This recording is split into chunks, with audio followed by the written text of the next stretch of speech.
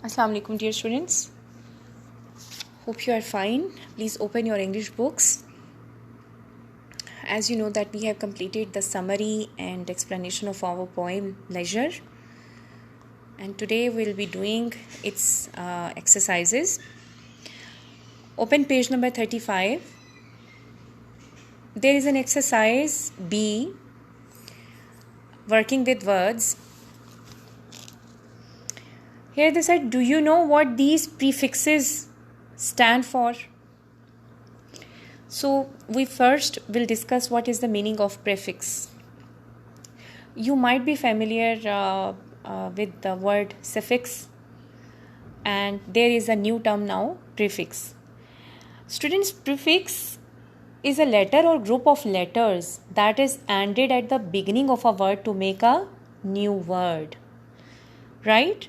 As pre is already showing you that it will come before. Pre means before. So in prefix there is a letter or group of letters that is added at the beginning of the word, and the purpose is to make a new word.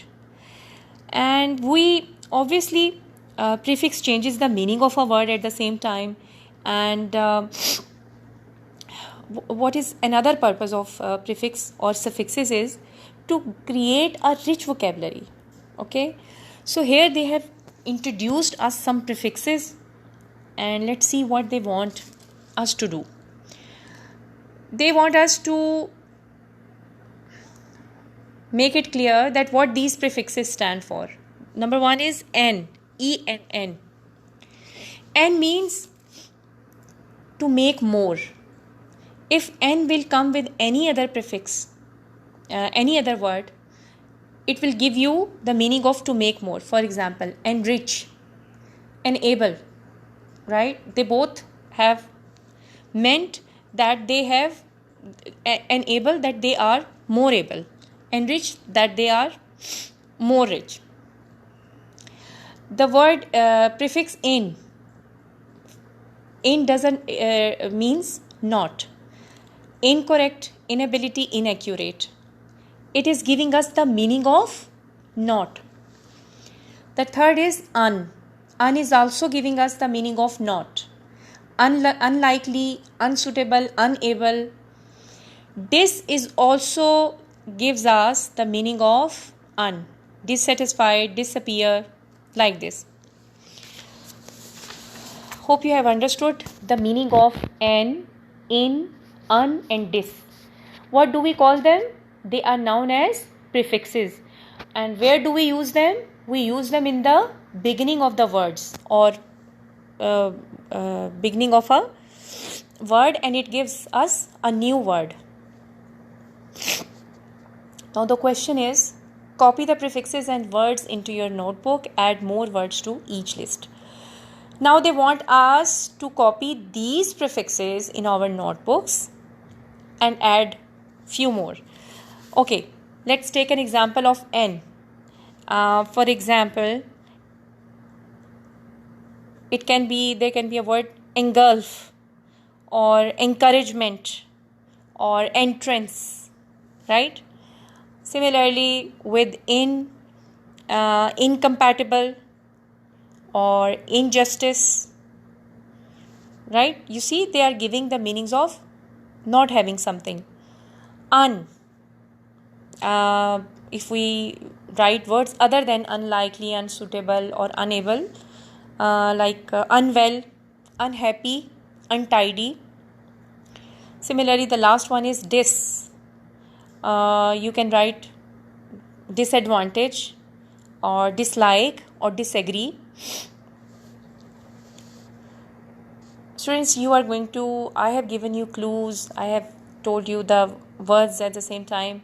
You are going to write this question by yourself in your copies. Now come to the next page. There is very interesting activity. Look at these clues. You will have to think of the correct word and to write down the first letter of the word. These make the answers. Okay. And the first clue is, we fly in it. It is aeroplane. Number 2 is it comes after the day. And what is that? Night. Third is most people have 10 of these. And what are these? Toes. Then 4 tens are known as 40. A citizen of Italy is known as Italian. The title of the poem you have just read is Leisure. Not a few, lots, yani many. An examination means test. Not the left, the opposite. What is that? Right. When something is not left and it is quite opposite to the left, it is right. Okay, liquid for writing. What do we call it? Ink. Larger than a town, city. Sorry. And the last one is married to a queen, king. Hope you enjoyed this activity.